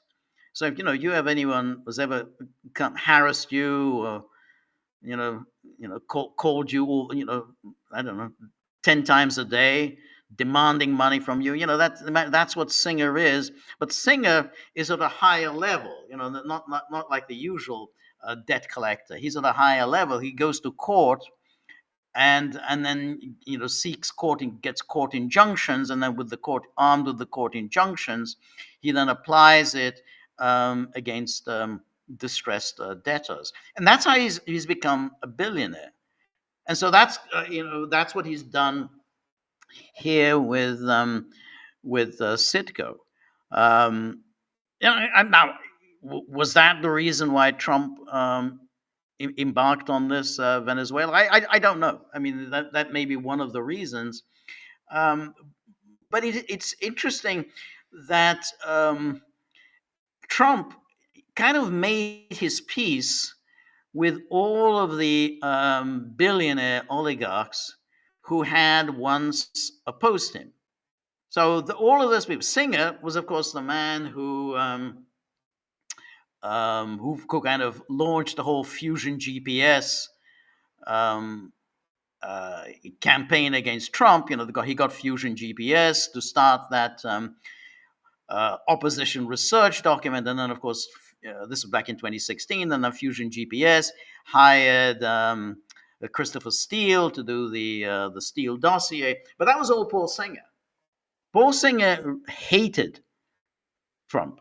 He was a neoconservative, ardent Zionist, big supporter of Bill Kristol and all of those outlets associated with Bill Kristol. There's so many of them. I can't remember all of them. But Paul Singer's very much bankrolled them. So he led the whole neocon campaign against Trump in 2016, and a big contributor to AIPAC, big contributor to all of the Zionist groups. Trump, at some point, made his peace with Singer, just like he made his peace with Mark Zuckerberg, like he made his peace with Bill Gates, and of course with Bill Ackman. So he now has a lot of this big billionaire donors and supporters behind him. Now, as I said the other day, I think his primary concern is his own survival, because he knows that once he ceases to be president after 2028, the Democrats are absolutely going to go after him. I mean, yes, they're obviously, if they recapture the House, they're going to try and impeach him after 2026. But if there's but they're not going to stop even after Trump leaves office, because as they showed in 2021, you can absolutely impeach a president after he has ceased to be president. And they're going to keep doing that. They're going to try and impeach him after that, with a view to securing his conviction, and with a view to then rob him of immunity. Because once you've been impeached and convicted, you no longer have that presidential immunity, which means that the project that the Democrats had embarked on after he left office in 2021, which is to send him to prison for the rest of his life, that project was going to be on in 2029.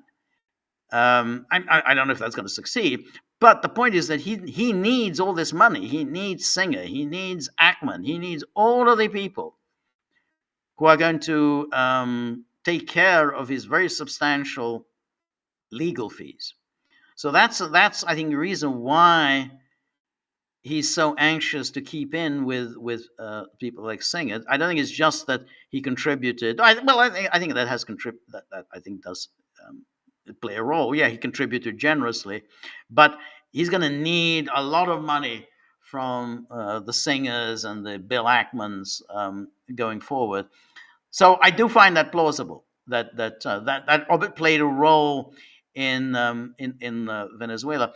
The But there's also, I think, the unfinished business from his first term. I mean, he did make an effort to oust Maduro, but what he did during his first term is very different from what he has done now, because in his first term, he had tried to use the opposition, the kind of liberal opposition, the whole kind of the rich Venezuelans that he was sold on. Oh, these are the people who are going to take over.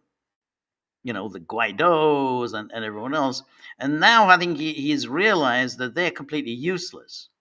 So that's why he has no time for Machado. He has no time for Guaido. He's decided to just keep the Chavistas in place and get them pumping the oil, and then certainly make good for Paul Singer. So I find all that very plausible. So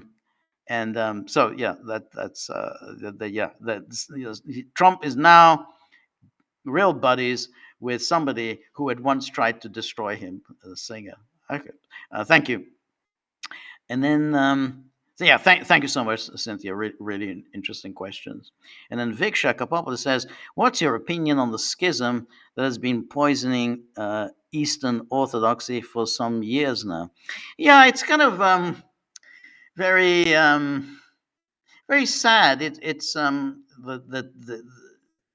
that they don't seem to be able to keep that church united. Why? And that it's as easy as it is to create so many schisms. I mean, you had the schisms that created in Ukraine, obviously between the state-sanctioned Orthodox Church in Ukraine, which was engineered by Mike Pompeo, and then of course the official Orthodox Church of Ukraine, which is associated with the Moscow Patriarchate. But you also have, you have the rift between the Moscow Patriarchate and the Patriarchate in Istanbul.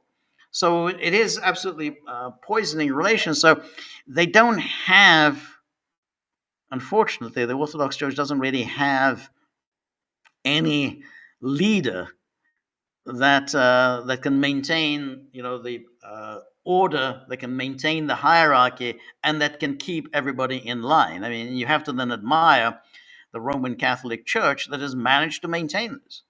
You get all these dissenters. Oh, we want the Latin Mass back, or you got the few kind of the priests. Oh, back in was it in the 70s when you had the sort of the liberation theology, and then you had the worker priests and all that. But ultimately, they were all kept in line.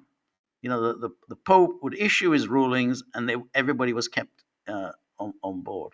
The Orthodox Church doesn't really have that. There isn't really a patriarchate that controls everything, and that leads to these rifts. And unfortunately, it's very easy to manipulate. I mean, I'm surprised that it's that easy to do. I mean, that how Mike Pompeo, a U.S. Secretary of State, can just simply create a brand new branch of the Orthodox Church in Ukraine. I mean, and he did it. So I think it's a very unfortunate that I I wish there was some kind of a hierarchy that would keep they would issue rulings and keep everybody in line, because otherwise this is just a source of weakness and really kind of and that outsiders can manipulate, and as they've done in Ukraine. Anyway, then the Cynthia just tells us about what happened with Scott Ritter. It says on January the 14th, the Citizens Bank ended its 26-year relationship with Scott Ritter, zeroing out his accounts without explanation.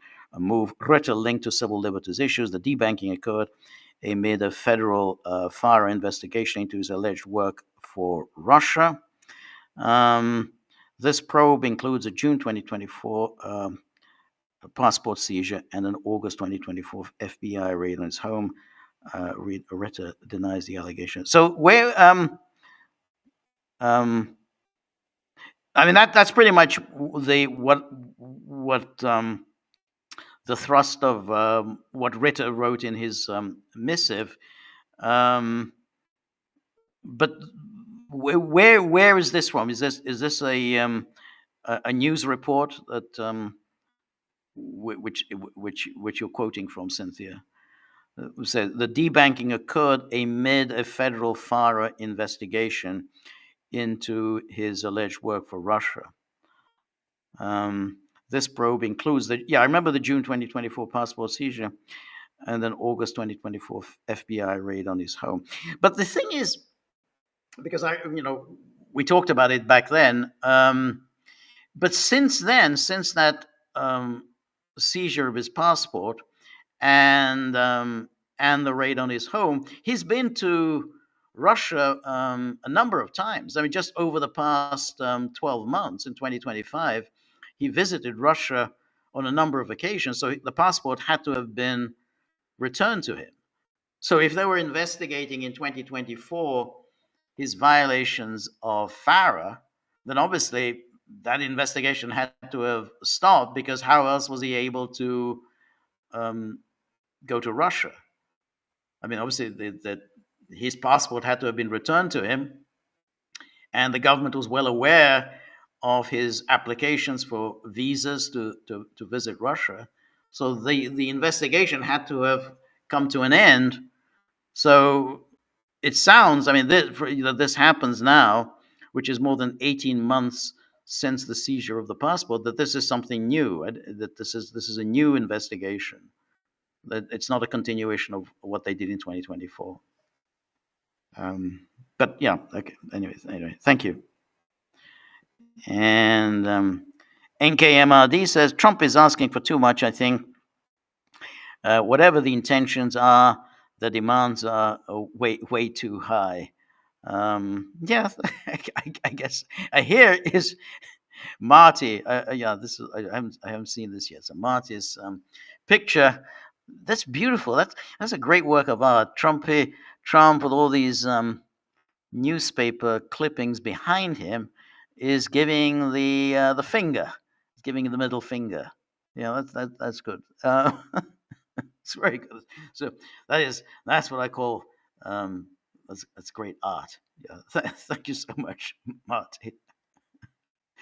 And the NKMRD says, I read 50 to 60% of the U.S. military budgets are used for just maintaining the bases around the world. That means only a smaller part of the entire machine is focused on Greenland, possibly. In my opinion, Russia is the Arctic king, and no one comes close, just by the numbers, at least. They are the Arctic king. I mean, they have all the icebreakers, and of course, they are. They have the biggest border with the Arctic of any country. I mean, the United States is claim to be an Arctic power is exclusively based on Alaska, which they acquired from Russia. Now, once Greenland comes into American possession, that'll strengthen America's claims as an Arctic power. But obviously the Arctic is now a very big deal with the melting of the ice. And suddenly, all those mineral resources in the Arctic, even the mineral resources in Greenland, now become accessible. Navigation, even in the Arctic Straits, become possible. Ships will be able to pass through the Arctic Straits. So it's become indeed a very big deal. Um, and it's reasonable to say that since it is a very big deal, Denmark is just too big a deal for Denmark. I mean, it was okay when everything was just frozen and no one really cared much about the Arctic, other than security for the United States. But once the Arctic has become this center of real major global economic activity, with all the extraction of the precious metals, rare earths, and so on, and through navigation, and therefore obviously security and warships passing through the Arctic, then this is much too big a deal for Denmark. And this is an argument Denmark is going to lose. I mean, Denmark really can't make too much of a case for holding on to Greenland. I don't find Denmark being particularly sympathetic. It's been one of the worst Russophobes in all the years. Danes are quite hysterical about Russia in general. And given its size, they've kind of got themselves into this mess to begin with. So now that they found that there's a price to pay for Russophobia, you're dependent on the United States, and the United States is going to ask for a price. It always does. It's always done that in the past, and it's entirely reasonable that if you want the United States to provide you with the backstop, to encourage you and to support you in all your reckless policies towards Russia, which is what they all demand, Denmark, the UK, Belgium, and the rest.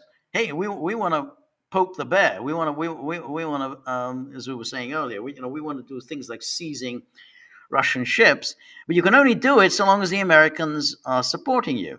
Well, okay, the Americans will say, well, we'll support you, but you've got to pay a price for that. And that price is Greenland. So I have no sympathy at all for Denmark. I think, they need to grow up and let go of Greenland. Anyway, thank you, NKMARD. Anne Marie, always very good to see you. Thank you so much, Anne Marie, for your generosity. As I always say, Anne Marie is our great musical practitioner among us, which is a real kind of privilege here. That she plays in the sort of finest orchestras in the world, works with extraordinary musicians and conductors and composers. Just amazing when she tells the stories about her musical experiences. And she when she has the time, when she's not performing Wagner or Richard Strauss, when she has the time she offers us really interesting and illuminating commentary about the playing of music, as only an outstanding professional would understand.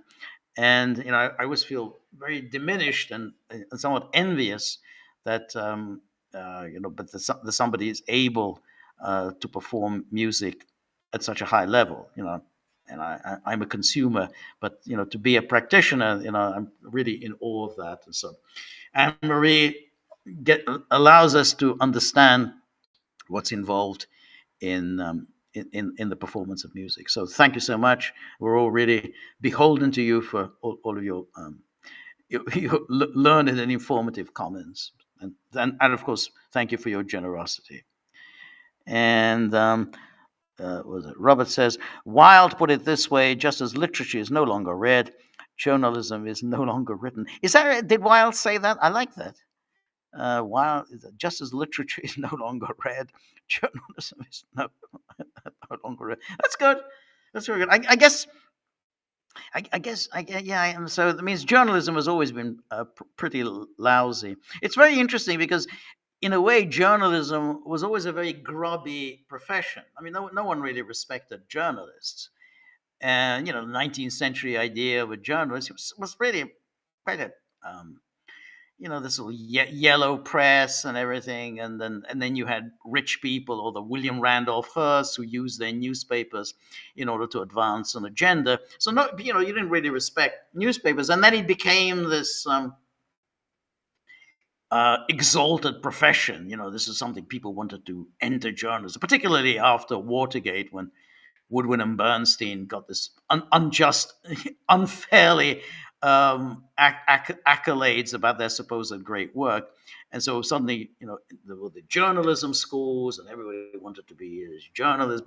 And then, they acquired this reputation, that, well, they're the people, who were in the know. They're among the important people in the world. They're among the elites. And journalists now do think of themselves as among the elites. They didn't used to be. They were just sort of, just very grubby, seedy figures. No one respected them. But somehow they got elevated into this exalted profession. But they've now gone back. I don't think that Watergate moment lasted. I think journalism has gradually, been sinking back to the status that they used to have. So the glory days of the 70s and 80s are now really long behind us. So it's like no one really respects journalists. And now, and Trump has kind of made this, as he always does, he sort of put his kind of imprimatur on this with his coining that phrase, fake news. So let's just fake news. So back at least in the days of Nixon he hated the journalists, but he had to live with in a world in which journalists were held in high esteem. He didn't hold them in high esteem, but somehow society was holding journalists, saying truth to power. They were investigating. They were getting to the to scandals. They were uncovering scandals. They were uncovering corruption. They weren't doing anything of the sort, but that was part of the self-image of the journalist. Um, anyway, anyway, let's where are we? Anyway, Cynthia goes on. Some sources report that Trump was prepared to strike Iran, with Khamenei a primary target. Well, I always assumed he would be a primary target, but the U.S. military lacked the capacity to withstand retaliation. Yeah, I think that's what we were. We were talking about this earlier, and that was obviously what was the concern. Why did they decide not to go ahead? The Iran would retaliate. Only a few destroyers in the region had missile defense capability, and their interceptors would have been quickly exhausted. Unlike earlier crises, there was no carrier group or full air defense umbrella in place, and Gulf allies opposed escalation. With no viable military options, the plan was shelved. And I think that's right. I think that's what it was. I think they feared retaliation, and that America didn't have the capabilities in place against retaliation. And Israel, of course, feared the retaliation, because Israel can only fight off any attack from Iran with American interceptors, which is what happened in last June. And if Americans don't have the interceptors in place, or maybe there's a shortage of interceptors, I don't know, then Israel would say, no, I don't think this is the right time. Having said that, don't assume that it's not going to happen. I mean, that doesn't mean that Trump isn't going to put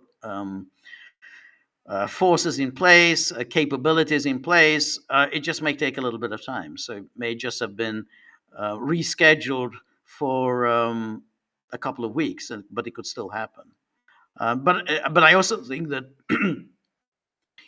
they would target Khamenei, and I think they would target pretty much every senior figure within the Iranian leadership, including maybe Arakchi, because he's so smooth and polished in his TV appearances. And then Robert says, Mearsheimer said it's because the rioting failed to reach a critical mass after Stalin was jammed with Russian assistance that the military coup de grace had to be put on hold. Yeah, I kind of think the earlier explanation is right. I think the Americans don't have the capabilities in place. Because if if they had the capabilities in place, I think they would attack.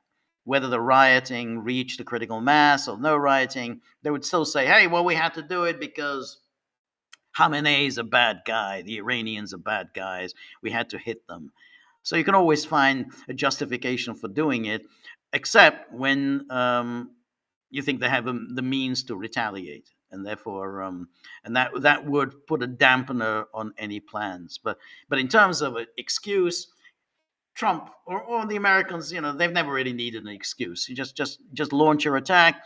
If it's successful, then you get all the congratulations, all the plaudits. Hey, he took out Khamenei, fantastic. Hey, he took out all the ayatollahs. And he's the hero of the hour. Whether justification, international law, who cares? So I think it was the fear of Iranian retaliation. But as I say, that it could just be a very brief interlude. Netanyahu came to Mar-a-Lago. Why did Netanyahu do this? It had to have been because they were preparing for an attack. He didn't just come because he wanted to spend time in Florida. So they obviously something was up. Netanyahu would not have come otherwise. And then Carlos says, "Do you think The Lady Vanishes would be a good Gaggle movie?" Yeah, I think it would be a good Gaggle movie. What I think, we like to hold these polls, and what I think would be interesting is to have a poll on a theme, and then what would The Lady Vanishes, and then try to think of a theme in which we could put in The Lady Vanishes. I'm not yet sure. I mean, maybe espionage, preparation for World War II, the pre-World War II days. In fact, that's quite an interesting one, the pre-World War II, because there are the number of interesting films that were made in anticipation of World War II. And The Lady Vanishes was one of them. Yeah, it's interesting. I mean, it's an early Hitchcock, and we've done Hitchcock. We've featured Hitchcock before, but not usually a kind of later Hitchcock. But Hitchcock did a number of earlier films before the war. He did the black and white films. So this would be interesting. So Lady Vanishes is a good idea. We just have to think of the right theme to have a poll. We've got to think of eight films, and then let people vote on the best of the eight. And Lady Vanishes would be in that. So, but anyway, thank you for that suggestion. It's good film. And then Anne Marie says, apropos hangings in Iran, according to this article in the Cradle, Israel is allegedly planning to execute Palestinian political prisoners by hanging. Yes, that's exactly right. Yeah, Israel. I mean, you remember when Israel, when the Palestinians were released from the Israeli prisons. Now, they came out really looking shockingly emaciated. Again, no one gave a damn about how emaciated they look, where Trump was expostulating about, oh, these hostages, look at how terrible the hostages are. No one cares. The Israeli hostages, no one cares about the hostages. Oh, they didn't enjoy any pity. They didn't get, Hamas didn't offer them any pity, even though even the hostages said, the Hamas captors shared their food with them and did look after them. The hostages that were killed were not killed by Hamas; they were killed by Israeli bombs. I mean, Israel would just bomb them, and then they would be buried in the rubble. But even more shocking were the bodies of Palestinians, of the dead bodies of the Palestinians that the Israelis released. And those bodies showed evidence of mutilation. They showed evidence of torture. Even worse, they showed evidence that the Israelis had cut organs out of those bodies. They'd cut out organs and used those organs as part of the global organ trade. No one gave a damn about that. Trump never raised that issue. Hey, there's evidence here of torture. You tortured these prisoners. You can't hide the evidence of torture, and you can't hide the evidence that organs were removed from the bodies. In other words, you were engaging in the whole creepy, disgusting kind of global organ trade. So you're right. That's all this thing. Oh my God, the Iranians are carrying out executions, but what Israel does, Trump, that doesn't register in the United States or in the West general. So anyway, yeah. But thank you for that, Anne Marie. And then Cynthia says, George, I merely assumed the 2024 probes into Ritter was still open, but perhaps I'm wrong about that. I don't know. I'm just speculating because I don't know the answer to that. But the issue is, I mean, if they took his passport in 2024, then he wouldn't have been able to travel to Russia, and he did it. As I said, at least 3 times in the last 12 months. Particularly, I mean, if he was under investigation under FARA of working for Russia, I mean, be a little surprising that he went ahead and went to Russia 3 times in the past year. But he the passport had to have been returned to him. And so, but the Ritter, I think, mentioned the case of Dimitri Simes. Now, Dimitri Simes' bank account was also closed, and that was, I think, what, 2023 or 2024, or no, maybe 2024. I mean, I think it was about the same time as what they did to Scott. So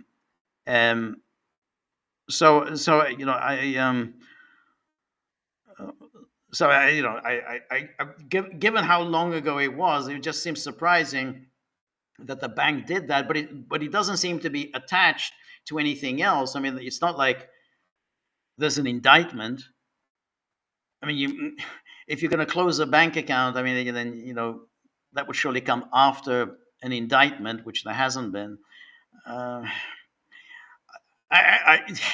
don't know. I mean, it may just be that the bank went ahead and just did this without necessarily getting any kind of instruction from the government.